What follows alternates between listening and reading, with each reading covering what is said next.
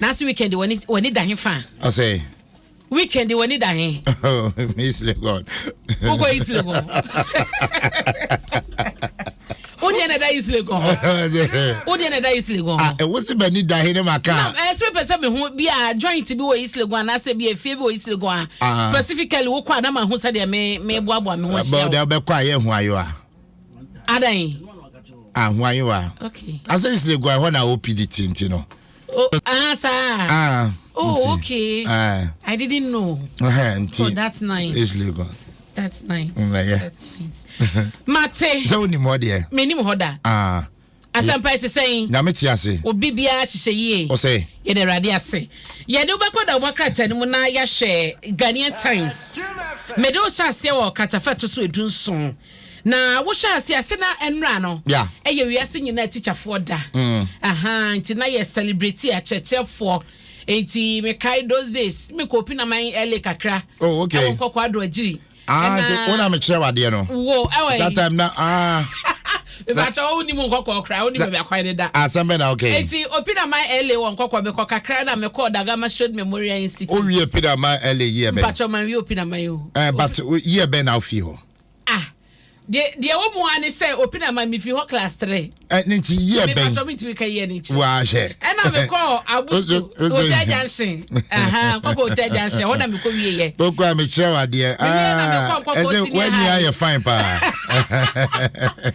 Me na me call senior high. And so me do fountain na me dey call St. Peter's. How call St. Peter's? And we call we St. Peter's. And now we ye ben. O say. We ye ben. Oh St. Peter's. Me mate here Kevo. Kevo ben. Oh, nkoko Mark Oliver Kevo. Say ono no all be contest. O mate ni Mark Oliver Kevo. Me mate ni Kevo. Really? Oh yes, I was in Peter. I said Kevo we say. But you wouldn't ya 2015 or so. Why Kevo we 2015? They say Kevo eba as original chairman of NBC. Yeah, Kevo with himself ba. It's also mo watch out. Kevo me mate. Oh, okay. I say we yesterday ho no na do ho better school mo to be call National Science and Maths. Oh say. Quiz ni be ko dikan. Oh, then now ma one area was that. Me we St. Peter's. Da must be. Me do so Ghanaian Times that obi ka say another St. Peter's na ma ko bia na mpacho ye group ni die. Me nkwa na me oba o. Oh, when you. Enti no kata fetu so dun so e wo Ghanaian Times mu no so na me ka cheche for ho asem e kire na Madam Stella Jimalabi e wunya efisha na duasanan oye teacher ni ewo Adenta Community School no Adenta Mansini mu ewo Enkamanta mu ha se nra wono na 2022 National Best Teacher no wo de sa abasobo no e man no na mami wo mo kire se wo yo bi o wabadaye na ye ka cheche na nye cheche ni cheche ni o ye wo teacher ni wo teacher na Madam Stella Jimai oye teacher ni pa nti abasobo akwa ma no enra ni tinkwa pa na nyo no nko a Madam Fati Isifu ono so wo Bipe Girls Model School no Central Gonja District our Savannah region ho wono so na wo mo ajaje no first runner up a wono so mo cheso the brand new pickup na konti wo hwe ye maame Stella dia ono so mo 3 bedroom apartment ankasa na ede amano a we ya basobo eno achi no Owura David Harrison Mensa wono sehwebekwai SDA wono so na toso miensa a wode salunka ekoye a second runner up intino sana chichemu ne koye na omampania be die challenge Dr. Mahmoud Baumia ene kopie mu odwumadi na sem eja ekɔbɔ obuchi doma ne kɔso kama no nti achachefo wɔ nyame nhyɛ bo bebre so etichani a yehu na ye dwumaden da suban party che school for kwada no na kyerɛ de yie no kyena bi no aduru so ne abo abaso nti mu a mu wini ye nyame nhyira mo me de me titichani no ya wabadaye wotema ye ne manigi sanse ye de ye mane ko school no wan konya tichani papa oba no onsua hwe obekɔso school mu abeba fie bia no yare nti teacher form ye correct nyame nhyira mu nyina wate no nyamo kreso mie mu adwi mu na oma mo boto mu so nyamo because teacher for no makatua na ho nsensem no amen ya na hadwen mame nko nti wen me bono tel so ati asem do ko daily guide obokrata mu na ya hye na me do ko kodina katafeto so nsia ye free teacher for na ye kokoko akuafo ho o mate no so ma wo so mo kakra nti ene o mate de ni nyina ne sempanyefo ade beto dwa se koko ya na wo mo eton no bag ba ko 64 kg no na wo ton no 660 Ghana cedis no nei womo ede akogina 800 Ghana cedis na chese entumu be se edekakra odabam na wasofo no hwekwa adwuma sem so ya wo president adie yewra Dr. Uswafri Yakuto wano na de nsebo nyina atudwa enti kokwakuafo no mani aso hwemu a yaso hwe Ghana de akodo 800 na ni Cote d'Ivoire de no 50 Ghana difference enti binim se sa obebre ho sa bre we nyina akwakodu akose wo somogo ni ade 50 Ghana enti dia na wankasa no ese wa transportation ni ade be kodu no so be kwakwa na 50 Ghana no sika na se so enti mo nya bote na mo to Ghana ha ya mpenyifo tem na yewra Dr. Uswafri Yakuto kasa no wo tem say santumu ya abai no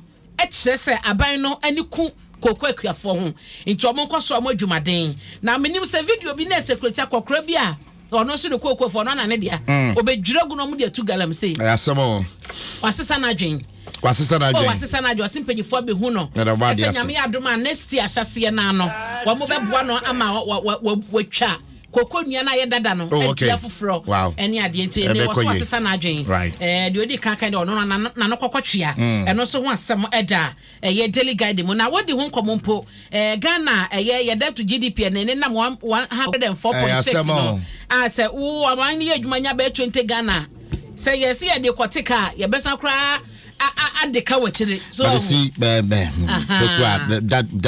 that issue hardwin you see yes hardwin keke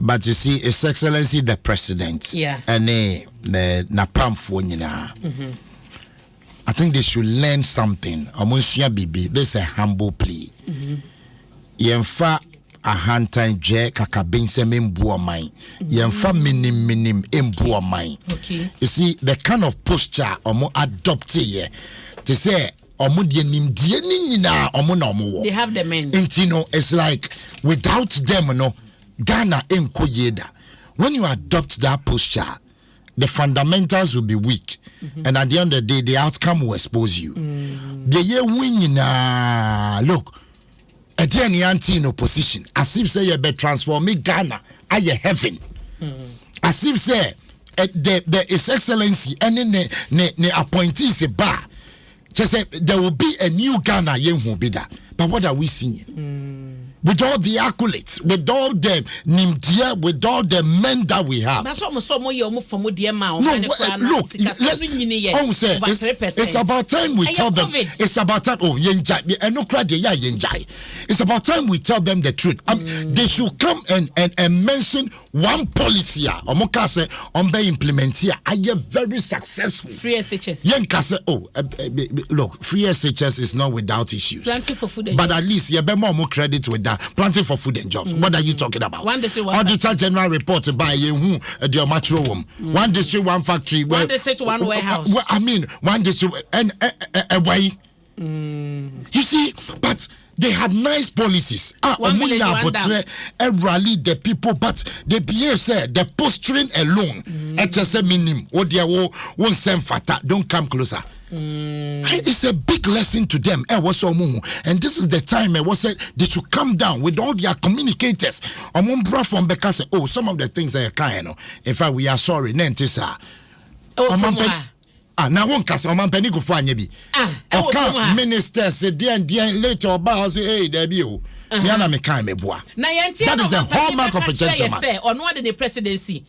To line so ene kosi se e wo galam se mi ho ene wo mo no mo se che mo asam no mampani kan no na se kire ene kosi se enti me no mi no se so mampani bro no kan yenti ase we don't do respect ye besre amemoni yen ko mu da but the posturing alone a communicate a lot extra yen amunya botre come down to our level as Ghanaians. Na mu say ye ni mu na ti Ghana ha mu ye nipa say yen ha. And you make jinsemu. Calm down. This is not the time mo because we can say we've done better better than anything. You can say obi ya ade at the end of the day anything results will show.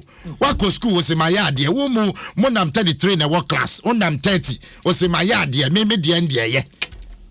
Sade na nkasa bia ne nanu yo mampani ya na emabu bi kohuro no yo sade no ya na NDC for the bi da church sade na some communicators a YMPP mo ka no you see it's a kind of ma wo realize the effect no of governance. Look, I agree with them 100%. NDC for the surgery. Yes. But they are Ghanaians. Meba NDC for a searchery. But the point is that so we are the part NDC for Baby Ruana. Everybody will applaud you. But what you papa Obia be applaud you. Why ye so I mean they shouldn't even come close to that. Ghanaian politics on this note Nidia. From Hanom nipa no ye no kwan pa no so kra no. Obenya your friend say obi exam bia ka say enya papa because our agenda. Na make us say yet ye no say. But at the end of the day the outcome will expose you. The year we outcome ni nyina na ebe. Number 1 dollar no ya arresting no e de safuama IGP. That was Kakabensem.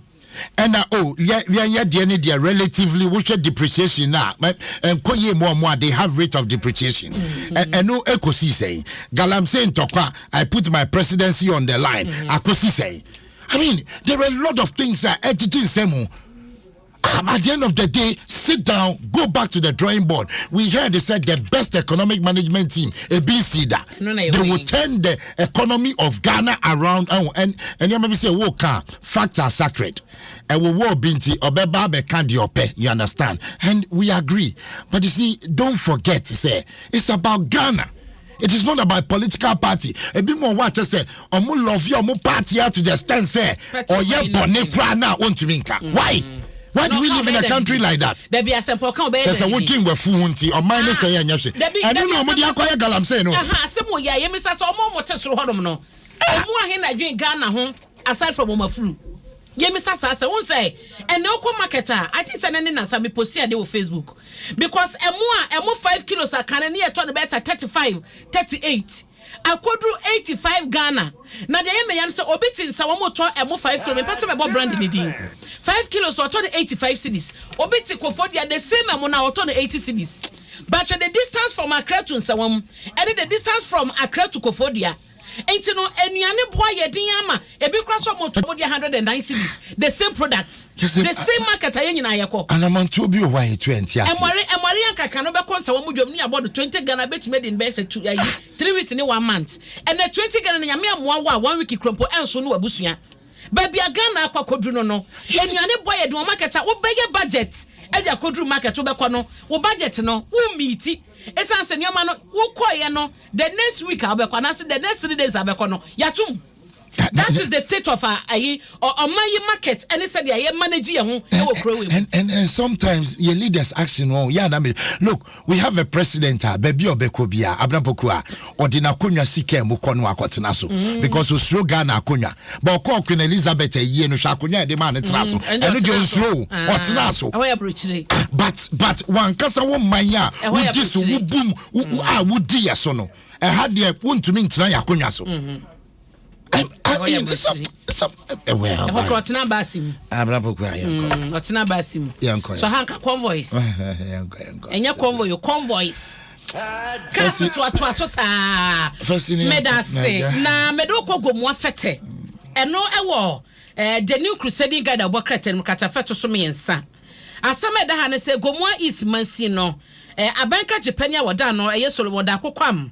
Ena eneyi nipa bi nananom ne mpanyefo bi a ewo gomu afete nananom ahemfatena konwa no wo madwalai ne nyina ne se wo mususu se abanka chepani yi akwakofa obi efe no kwasi alaji ya wakopre ne so eso no na meboa na langas sensema ekoso honom no wono meboa wo na wo muntu ase na nananom chesa branches akwasi alaji o mo kana asemi wo obi anim se wo kan langas pa wono nkasa asori esi ne kokko aka chensem twofo so wono langas sem no wo wo yebi na wo po obi so o meboa mo nyina asanse sa langas sem yi ehun sama so wo sa gomu afete ne mpotem wodom ne nkronkro ahodo a ebembe hodom nkrotoa no ama hun sama sore wo ma ye brim wo ma ye abru wo ne wo ma ye kunkum wo enti anu na nanam chese dabi ade a abanka chepeni na ye no wo bonyo so enti the crusade guide abokata na de ho amane aba ya enen wo nyina epe kwan obefa so ga ye langas sem no wo betu ase na so nipa na abanka chepeni na kwa endo so no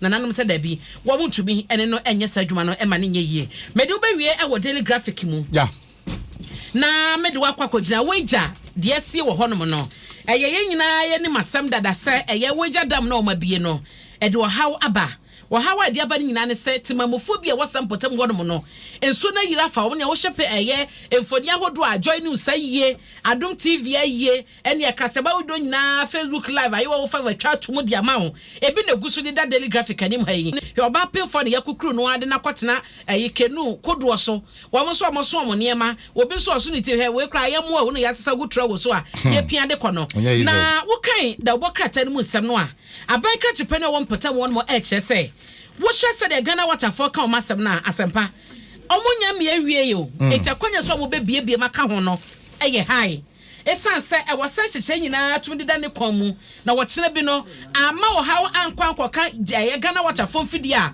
wo mo so adidi wo mo dwuma no enti no emiamia hodo bi e bemben weja dam ho oblogo weja tetegu eno mom keka ho no wo mo nya hweye na wo mo ho ban kakra krona memo oba Facebook a krono na ammem chese eno me hu ba ku bi a ba makatache wogem no ni tipa na hunu enti so amene wa ka utia obe dan tan kwara kwara be dan tan ho afekwa no makai bi papa ba ku ti wo so me friend no ampa ye wo so kwara na ensuo ma ho bisa ho say before se wo kwura dam na nsuo to na wo nuane wo dan ni mu a afenda makai aye critical wo be dia na but this serious so ho enti asam kase pa asam kase na asi wo weja no na yesese empanyefo mo na nyentie na won hwemwa de waka dem e bi on de yosefu so aka de obedie no na dmofo mo modem mo mpe mo kraba de yempe mo mpe mo ne anwan ne sadi mu ne ho ene tomato paste ni ade mo fanko keta mo ne sadi en se ye yanim aha enti yese mo a yenim de obutumi ye wahu nti asempa eno so emu amane kakra eno ase abrabo kwa yemfasi asumdwe kan e bia be fine say na dia wana pen edi ni birthday ana awana da bia na nya wana birthday enka da bia wana za na da ben awana edu amecho me na me organization no awana 1st January wow on the fi afinase that's right and me 2nd February Oza. Mpacho. 2nd February. Mpacho. Ebefa, nyame be. Mi akasa me mante ni on ti mi a wo be mi a onye odo. Oze. Me da si nyame hira o. To aso ate.